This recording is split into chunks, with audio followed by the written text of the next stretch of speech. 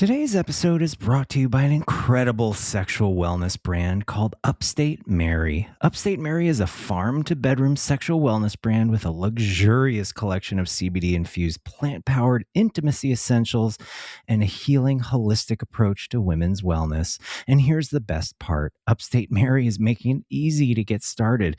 Head over to upstatemary.com and use code LMCC20 for 20% off at checkout. Formulated with organic and plant-based ingredients, their lubricants and suppositories can help address a range of intimate needs, all crafted to intensify sensations, boost blood flow, and ease discomfort, creating a soothing, blissful experience that can take your intimacy to new heights. Upstate Mary is female-grown and women-owned, created by founders with a vision to foster conversations and community around female wellness and intimacy. Beyond pleasure, their mission is about giving back. With every purchase, Upstate Mary donates to the National Breast Cancer Foundation and One Tree Planted. Once again, visit upstatemary.com and use code LMCC20 for 20% off checkout and experience this amazing brand firsthand.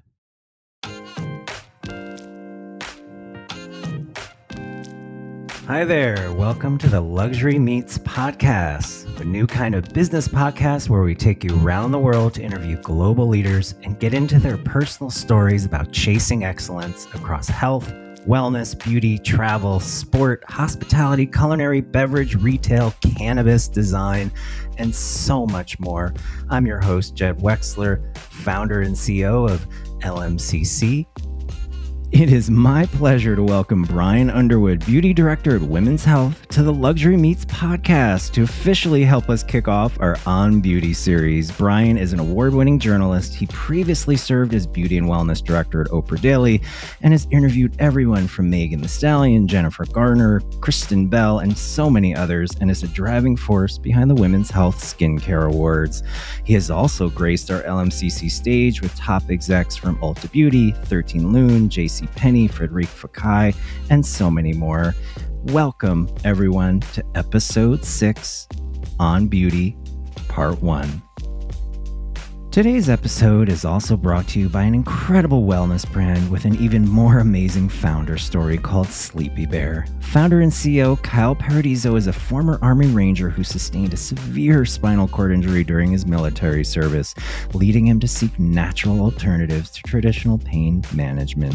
Motivated by his own experience and driven to offer a natural alternative to opioids, Kyle founded Sleepy Bear in 2020, creating a modern wellness brand focused on promoting better sleep and recovery through CBD and cannabis-based products. He and his team have crafted a premium, trusted brand of gummies with unique formulas for everything from sleep, daytime wellness, menstrual support, and deep relaxation. It's definitely time to try Sleepy Bear, the sweet solution to better sleep and so much more. Head over to sleepybeargummies.com and use code LMCC20 and receive 20% off at checkout. Once again, that's sleepybeargummies.com and enter LMCC20 at checkout. And one last thing before we kick off our On Beauty series, I want to ask you to visit shopmaryandjane.com. That's shopmaryandjane.com. I'll wait just a few seconds while you meet me there. Mary & Jane is a woman-owned wellness brand renowned for its almost always sold-out sunny microdosed hemp-derived edibles called Melts, with just 1 milligram of THC and a slew of plant ingredients designed to provide subtle yet targeted effects. That uplifting feeling you'll get from their sunny Melts, that's thanks in part to a plant called Kanna, a mood-boosting botanical from South Africa that's been used for centuries. Their quick-dissolving tablets, aka Melts, have helped thousands of people gently reduce their alcohol intake, elevate their moods, manage anxiety, and tackle daily tasks with ease. With Mary & Jane, you have total control to create your own subtle yet pleasant experience. They've also just launched their latest innovation, Dreamy, a natural microdose sleep solution to help you wake up fully refreshed. Visit shopmaryandjane.com and enter code LMCC2025 for 25% off your first purchase. That's code LMCC2025 for 25% off your first purchase. See for yourself why they're not like other edibles. Mary and Jane products are also available at select retailers, including Clean Market, Pop-Up Grocer, and Alchemist Kitchen. Welcome, everyone, to episode 6 on Beauty, Part 1. Hi, Brian. So good to see you. Oh, good to see you too, Jed. Thank you so much for having me. Welcome. So let's jump right into it. How did you get your start? We love starts here at the Luxury Meets podcast. Walk us through your career up to this point. What drew you to beauty? Go. Yeah. There were a lot of weaves and bobs, which I think is a good thing to just anticipate when you are working in the corporate world, certainly when you're working in media. I think it's an industry that is very dynamic and always changing. So I started out in book publishing. On the publicist side of things. At the time, Penguin Putnam was its own entity. It's sort of now been absorbed, I believe, and like everything in media, there's been consolidation. And I was working on the health imprint. So I was promoting authors that had written books, regarding everything related to health, from supplements to diet, et cetera, et cetera. It wasn't my passion. I think being a publicist is a very specific skill set. I'm not sure it's a skill set that I possess. And so I knew I really wanted to be an editorial, and I knew I wanted to work in magazines. So that was sort of my goal. And in working with these health authors, I became very immersed in that world. And a job had surfaced at a magazine called Fitness, just no longer around. Yeah, no longer around, like many of them. But so I applied for an editorial assistant role there, and I think that experience really helped me. So I guess that is another thing. It's sort of like you never know where an experience is going to lead you, and how an experience that you may feel is a bit of a detour for you may take you right back onto the path that you feel like you're meant to be on. So I would say be open to those bobs and weaves. And I, got started there working on health content, and in the course of that, became kind of a generalist. I was doing a lot of health, a lot of general lifestyle content. My next job was at another women's magazine, and they really didn't have a team to work on sort of beauty and fashion. And I thought, that seems kind of fun. Could I try doing some of that? And luckily, I was given that opportunity. And that's when I really feel like I found the niche for me. I loved beauty because it sort of blends trend and science and just the joy of shopping and finding products and discovery. And so that's really kind of where I sort of really knew I had come on something that I enjoyed. And then I sort of bounced around a little. And then Hearst was launching a magazine at the time with Dr. Mehmet Oz. This was sort of pre-political ambitions, pre-Senate. How timely. Pre any of that. He was still on television at the time. And they needed someone to come on and be a bit of a generalist, which at the time I was, do a little bit of this and a little bit of that. So I came on, did lifestyle, for that. It was a very small launch team of like 6 people, I think.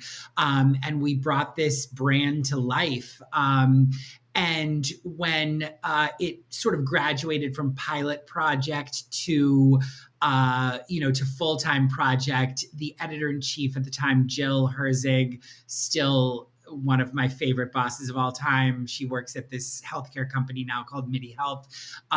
She was like, I think you should be our beauty director. And I sort of said, are you sure?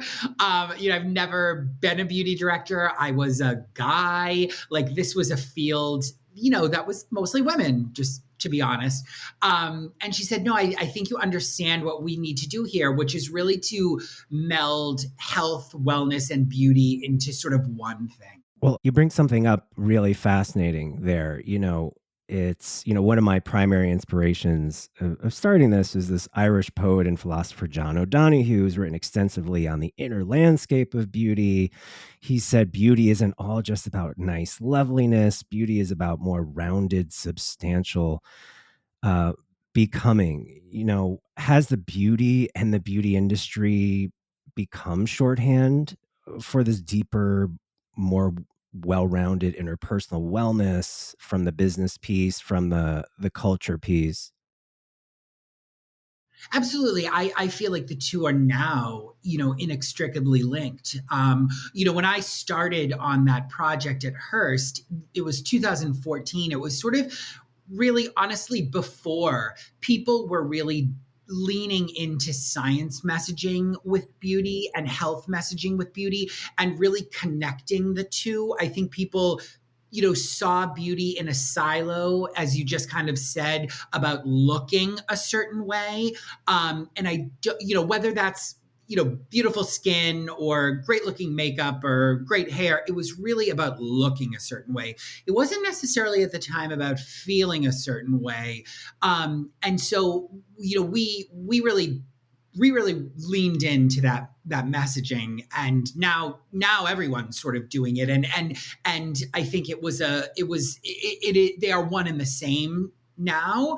And I think that people understand very much that what goes into your body reflects what is expressed outwardly in your body, and vice versa. And I think there's no better example of that right now than, supplementation. I think we're seeing a huge growth in supplements geared towards skin, hair. And I think we've definitely, closed that loop in terms of the connection between beauty, health, and wellness.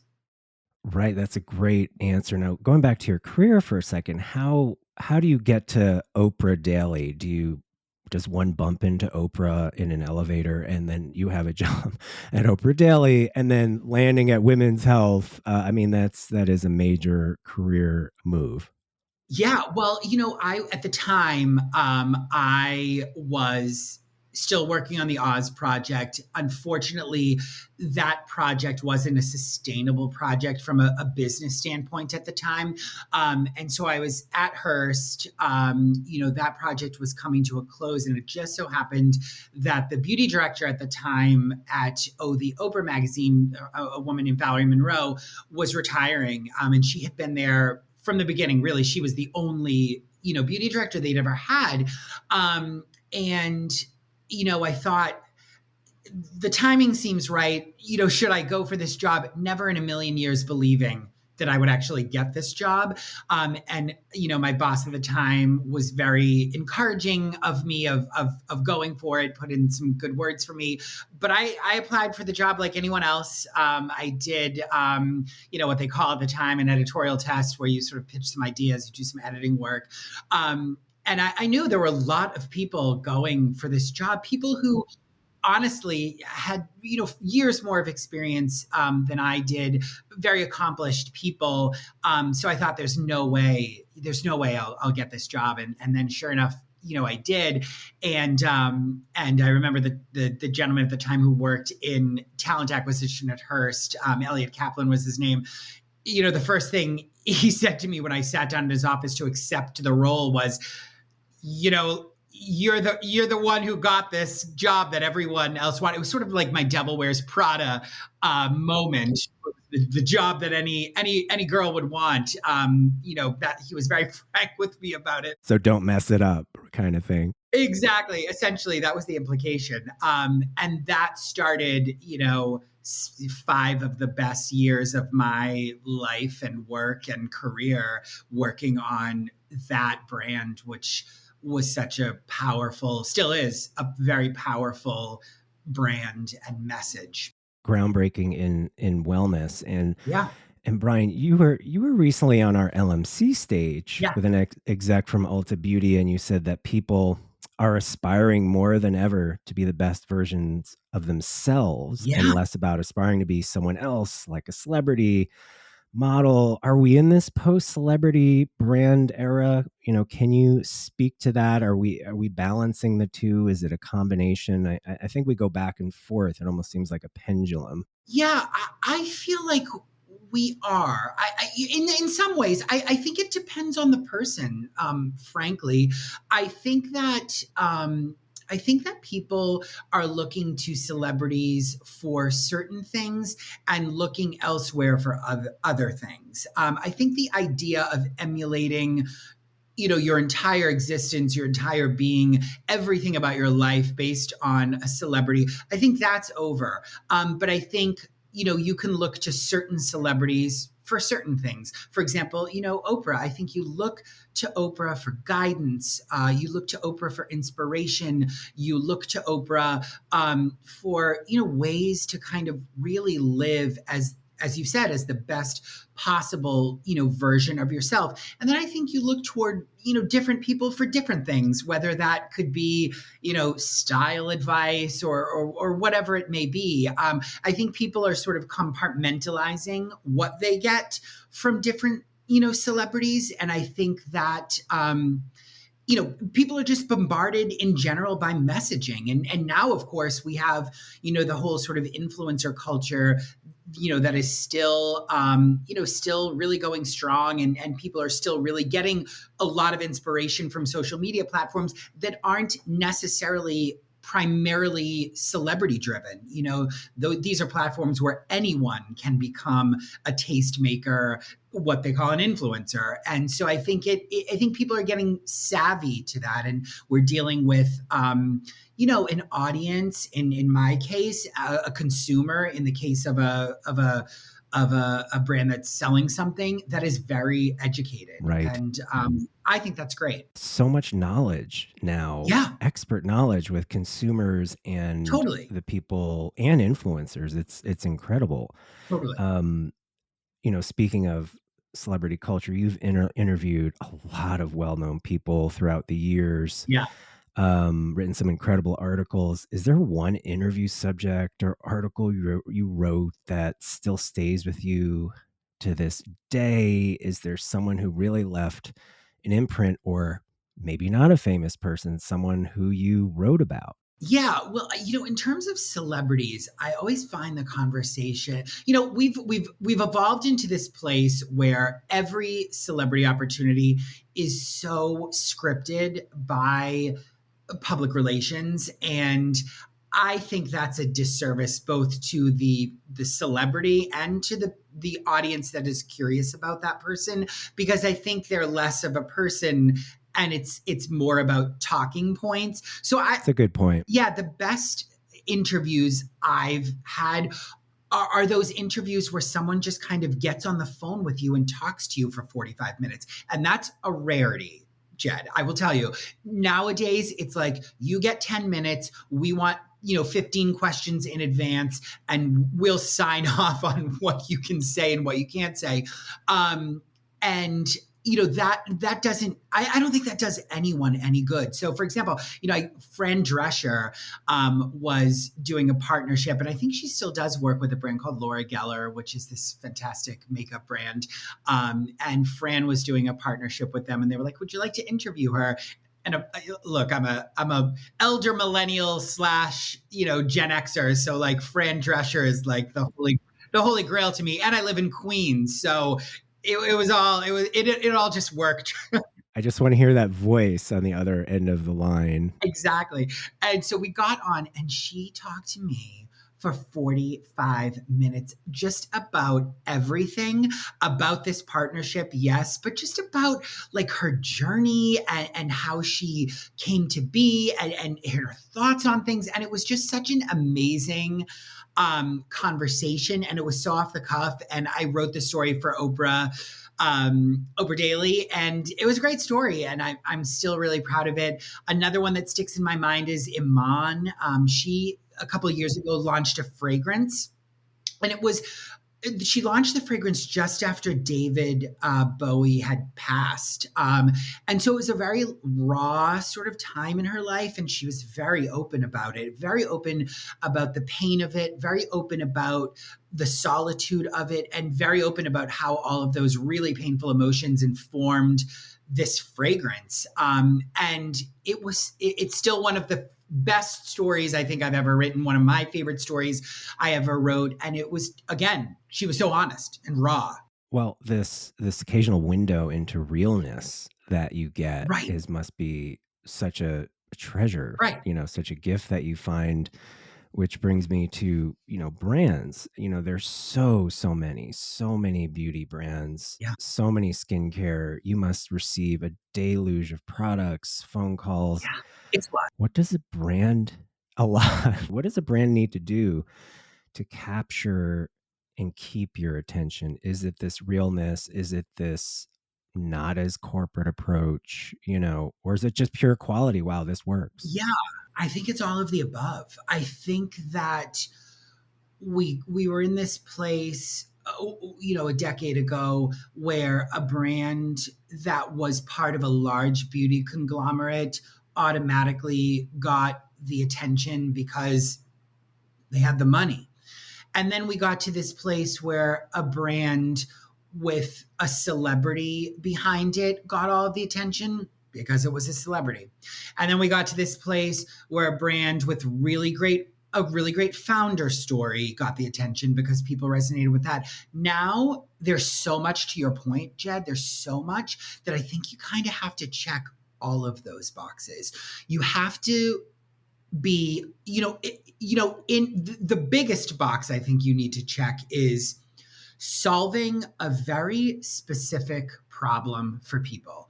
And that starts, I think, with like real world knowledge and real world experience. And that can come from a celebrity. Certainly, celebrities are human beings. They experience real life just like the rest of us do. It may look very different from the rest of our lives, but they're living, breathing people.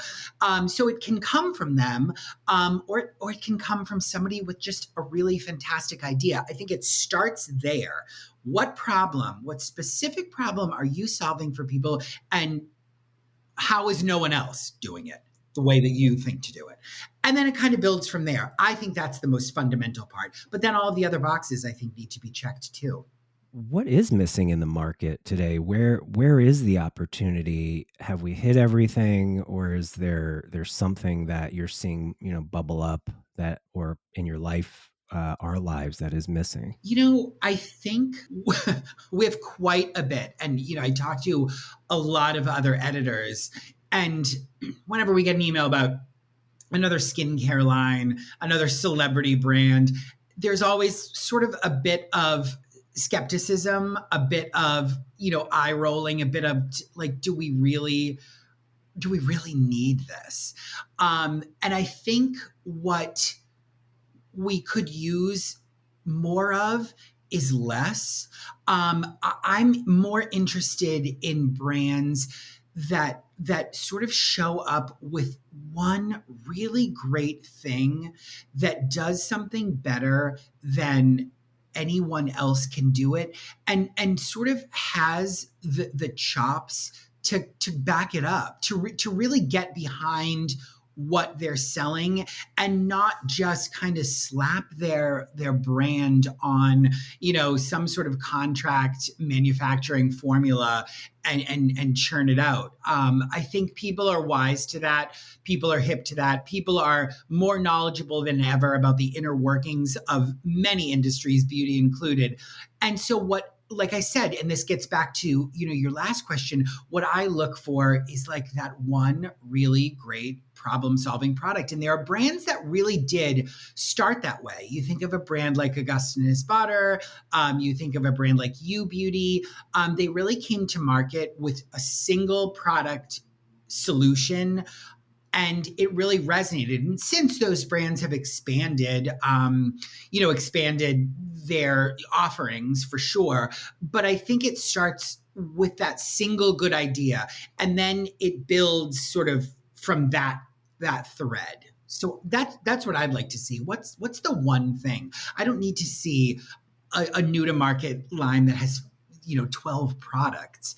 I just don't think people want that anymore. I think people want really, really targeted solutions.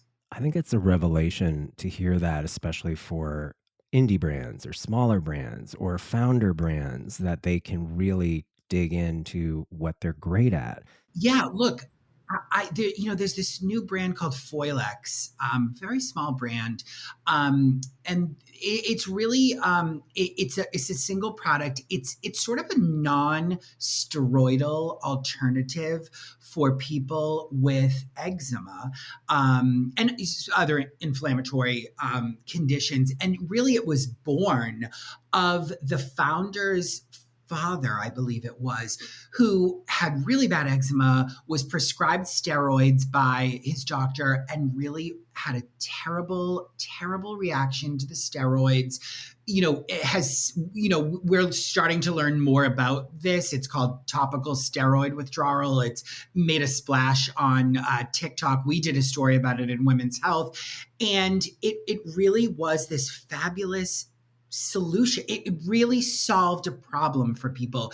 It is for the eczema patient who doesn't want to do steroids, needs an alternative. And it was born of all of those things that I just talked to you about: real experience, a great story, and a problem solution promise. And that to me is the model moving forward. And we did a big story on it, and it goes to show that is what got my attention and what gets my attention. It's a great example. Speaking of that, do we all tend to overcomplicate our daily regimen because there are so many products? Like, what is the simple thing? What are the simple things we should all be doing? Even someone who knows about products, is in the industry, you're like, where do I start? I could use 40 products this morning or 2.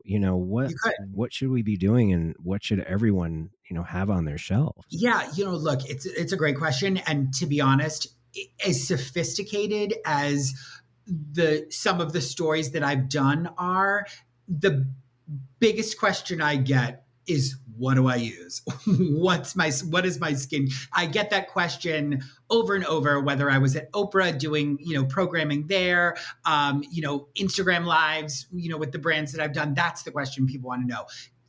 To answer the question, yes, I think we're just putting way too much stuff on our skin. And there's research that shows that the more products you use, the likelier, of course, you are to get some sort of reaction, some sort of atopic dermatitis, because you're just putting a lot of ingredients on your skin that you don't know how they'll interact with one another. You maybe won't know how they interact with your skin. And the only way to really know that is to go to your dermatologist and have patch testing done.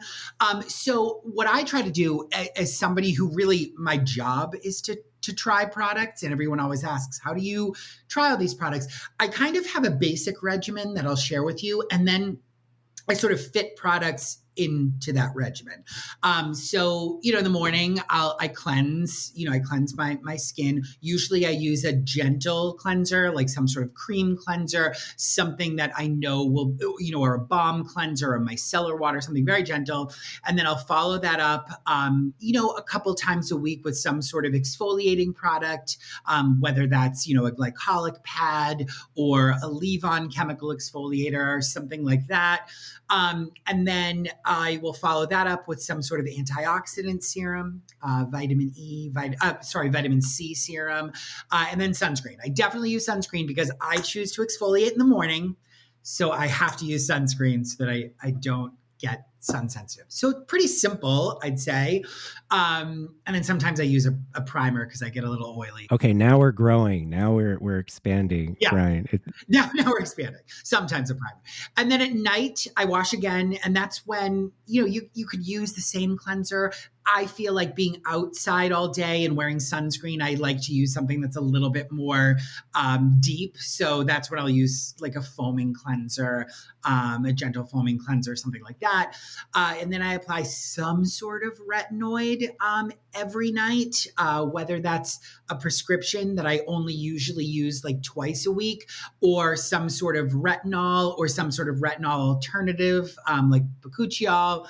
And then I follow that up with some sort of hydrating serum, and then a kind of a thick night product to sort of seal it all in. And that was the biggest hurdle for me, is getting around using something very thick at night, because I'm naturally sort of oily skin. And so I just was like, I don't want to, break out. I don't want to feel greasy, but at night I can do it. And so that's my simple, streamlined routine. Thank you for that peek into your private regimen. So we have this idea of a product speed round. You don't have to mention a brand name if you don't want to, but maybe just the type. Yeah. So product, body care, bath care, go. Bodycare, bath care. I am honestly a sucker for a drugstore body wash. I really am. I have to tell you, the shea butter body wash from St. Ives, which it can't be more than $10, is one of my, it's just so nostalgic to me. And I just love that about beauty in general. Beauty is such a nostalgic thing, because there are products that have been around forever, and you use it and like you're a kid again, or you're with your parents again. And that is one of those products to me, the shea butter body wash from St. Ives. Love it. And then I also love Dove. Dove has some great body wash innovations. They have a serum body wash line that I love. So yeah, I'm a sucker. I'm a sucker for like a not cheap, I shouldn't say cheap, that has bad connotations, inexpensive body wash. Accessible. Accessible is a better word. Okay, hair care. Hair care. Okay, so right now, I, like a lot of other people, am getting a little freaked out about losing my hair. I am a gentleman of a certain age. So I discovered this brand called Sick Science. It is formulated by these two incredible women who just put a lot of research into these products. They have two products. One is a neck product that I've used, and one is a scalp serum for hair regrowth. I'm telling you, I've been using this product on the crown of my head where I feel like maybe there's some thinning happening, and I have noticed a substantial difference. Sick Science is what it's called. It's their hair and scalp serum. Obsessed. Amazing. Now back to the face. Yeah. Moisturizer cleanser. Moisturizer cleanser. See, this is the category where I'm just like using stuff all the time. So it's hard to sort of pinpoint one brand. But for moisturizer, right now I'm using a product from Fresh. It's their Lotus Youth Renewal Moisturizer. That's kind of my last step in my nightly line. It's thick, but not too thick, has a nice smell, feels really comforting on skin. I love it. But I've had to pick one face product, though.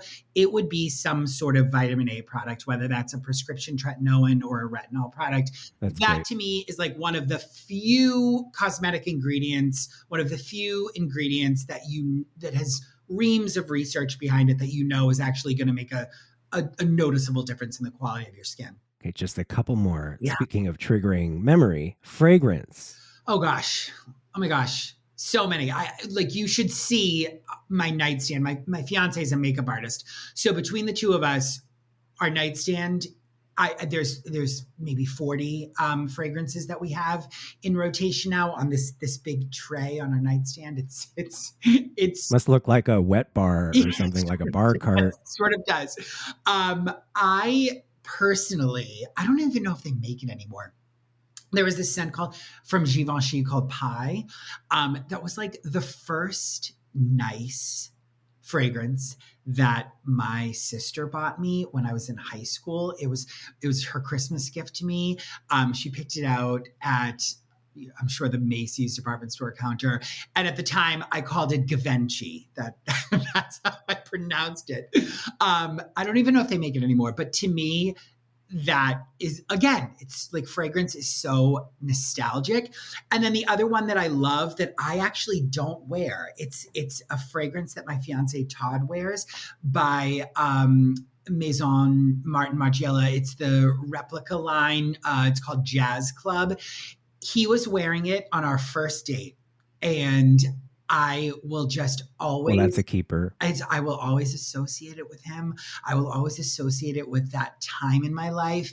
And it was obviously a great time in my life. We had started dating and met each other and were really, falling in love. And so I feel like that's the power to me of fragrance, is that really visceral connection between scent and mind. And I've done so many stories on it. And I think why you're seeing now this rise in functional mood-based fragrances, I think people are starting to really understand that connection. And we just did a story at Women's Health on Adidas. They launched a line of 6 mood-based fragrances that we did a big story on. I think that's a huge trend right now that we've only sort of just begun to see sort of, from brands out there. And there were some pioneers in the space, but I love that. I have one more and then an extra credit, one that I think might be close to your heart, given your work with the Skin Cancer Foundation, Sunscreen, and how much do we need to put on our face? What products there? Yeah. So it's interesting you say that. Seems like a very basic question, but it's not a basic question. It's a question that a lot of people, have. And we did a big, sort of multimedia package on this question: how much sunscreen do I put on my face? And it's been studied.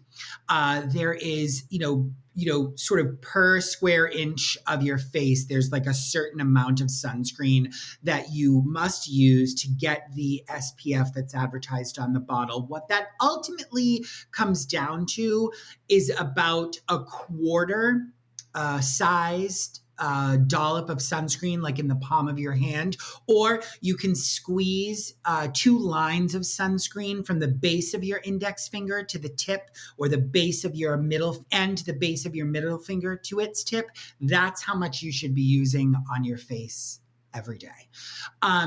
Having just been in South Korea in June, I'm sorry. It's the Mecca. I have to tell you, it was so amazing to go there. You hear about Korea being this big beauty country, but you don't really realize it until you get there. Every store, like every other store there, is a beauty store. And it was so cool to witness that. They do sunscreens really well. And I bought a whole bunch and took them home with me. And I've been using them, and they're really great. They do it really well. And a lot, you see a lot of that technology being brought here. These sort of water gel sunscreens. Biore has one, because I think that's what people ultimately want from sunscreen. They want something that feels very like they want to use it. I think that's the problem with sunscreen. No one wants to use it. But I think there are so many brands doing things that are so good. That Biore product is one of them. There's also this small brand called Lion Pose. And really, it's a brand that was developed by women of color for women of color. And Mindy Kaling is actually an investor in the brand. And their second product, not their first product, their second product was a sunscreen. And it is a fantastic mineral sunscreen. I've used it. My senior beauty editor at Women's Health, who has very dark skin, has used it. It blends well on both of our skin. It's a fabulous product. Speaking of that, are we in a renaissance of diverse-led brands? Where does that stand? What are you seeing there? in the market and in the culture. I don't even know if it's a renaissance as much as it is finally we're starting to see it. Finally Serving. people are sort of waking up to that. And that's, again, it's this problem solution oriented promise. And I think that, women of color, people of color in general, feel like they were underserved, their needs hadn't been met. And there are now so many brands that are doing really interesting stuff in this space. That brand Lion Pose is one. I also think of this brand called Sepia, which was born of the founder's desire to have some sort of retinol product that was non-irritating, because that is a barrier to entry for retinol products for people with darker skin. It's very irritating. And if you have dark skin and you experience irritation, it can very quickly lead to other pigmentary issues, which we call post-inflammatory hyperpigmentation. So it's these unmet needs, again, that I think is particularly relevant to that consumer. And I think why you're seeing more and more of these brands fit the bill, and even bigger brands too. I see, a brand like Dior, which also recently expanded its testing pool of subjects that are clinically testing their skincare products to be much more diverse. It was a big initiative for them. And I think that's great. So yeah, I think that's a huge part of the industry, and one that's welcome and long overdue. Oh, it's well said. And just have a couple more questions. I want to take a slight right turn to CBD skincare and beauty. When CBD skincare and beauty first exploded onto the scene, I think it was 2019, almost all of the big retailers rushed in, and then they soon rushed back out, leaving a lot of emerging brands and frankly a category in the lurch. Can you speak to that? Is it coming back? And do you see this happening with retailers? They go from trend to trend to trend, and then maybe not stick with a brand or something long enough. I know that's a bigger question, but around this CBD question, which it is effective, but CBD was an interesting one because it was really easy to wrap your head around, because it was an ingredient. It was, this ingredient is really hot right now. It wasn't some sort of sort of hard to understand concept. It was an ingredient. It was very easy to understand, but you still had a lot of questions about it. What does it do? How does it work? Et cetera, et cetera. I think the issue with CBD is the promise of it is ultimately that it's sort of anti-inflammatory, right? That topical CBD can be very sort of anti-inflammatory. And that's just it's not the sexiest promise. It's not sort of saying, I'm going to, remove your dark spots, or I'm going to smooth your fine lines and wrinkles, or I'm going to lift, your jowls, or whatever it is. Or replenish your hairline. Exactly. It's not as sexy a promise. I think it is one that, unfortunately, it's one that's relevant. I think it's some insane amount of people self-identify as having very sensitive, highly reactive skin. So it's one that's certainly relevant to people.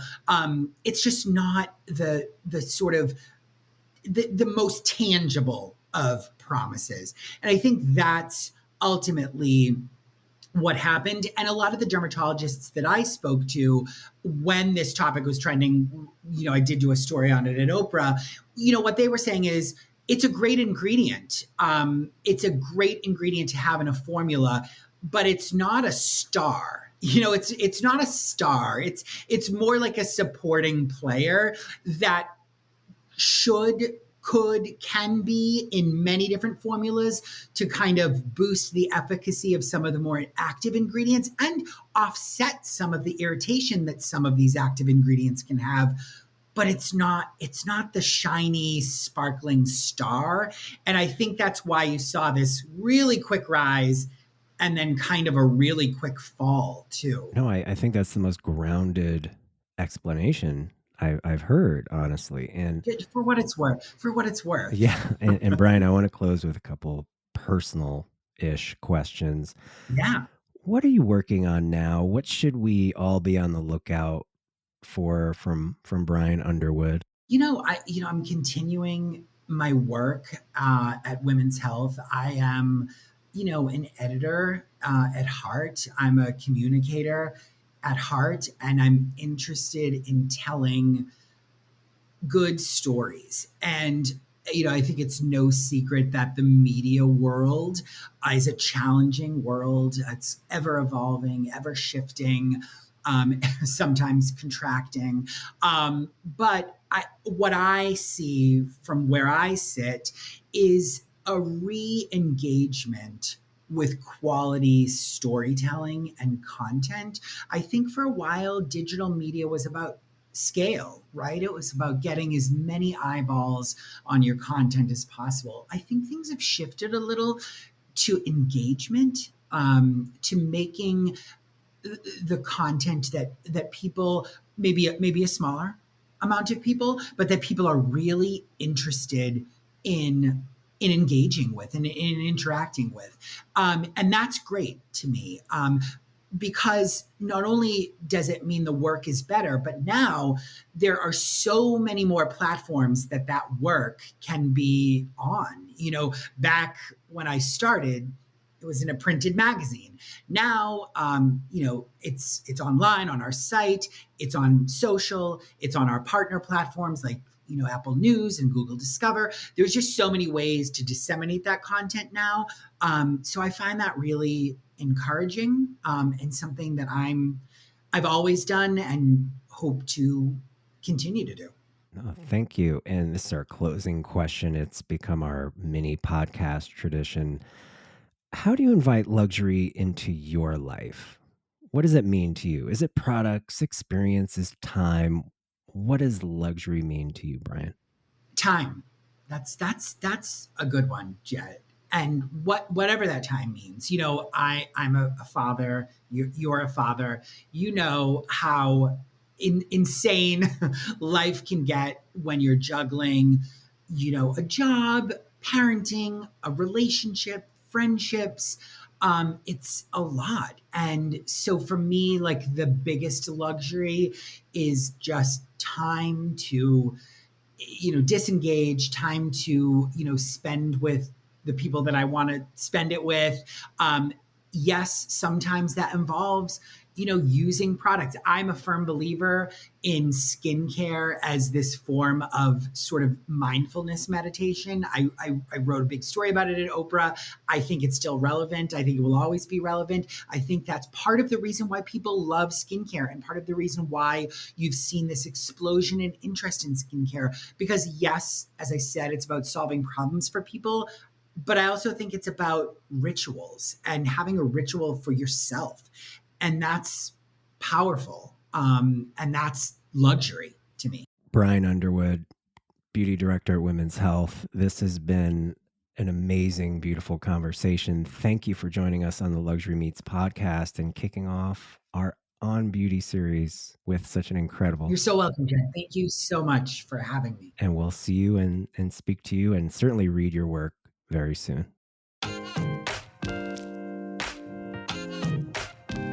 Thank you again to the great Brian Underwood from Women's Health. Follow Brian on social at The Brian Underwood on IG and everywhere else. And a very special thank you to these amazing independent founder-led wellness brands sponsoring today's podcast. Please show your support. There's also a discount code for each of them too. First, Upstate Mary, a sexual wellness brand with a luxurious collection of CBD-infused plant-powered intimacy essentials. Visit upstatemary.com and use code LMCC20 for 20% off at checkout. And then Sleepy Bear, this trusted brand of gummies, has unique formulas for everything from sleep, daytime wellness, menstrual support, and deep relaxation. Head over to sleepybeargummies.com and use code LMCC20 and receive 20% off at checkout. Once again, that's sleepybeargummies.com. Enter LMCC20 at checkout. And lastly, Mary and Jane. Visit shopmaryandjane.com and enter code LMCC2025 for 25% off your first purchase. That's code LMCC2025 for 25% off your first purchase and experience their incredible microdose hemp-derived edibles called Melts. And stay tuned for our next episode, Luxury Meets Culinary. I get to interview an LA chef responsible for some of the buzziest Michelin-starred restaurants in Los Angeles and how CBD changed everything, plus very special guests. To sponsor this podcast, email us directly at sponsor@lmccshow.com. And in the meantime, you can also visit lmccshow.com to add yourself to the global waitlist for one of our award-winning, by invitation only, in-person events. See you next time.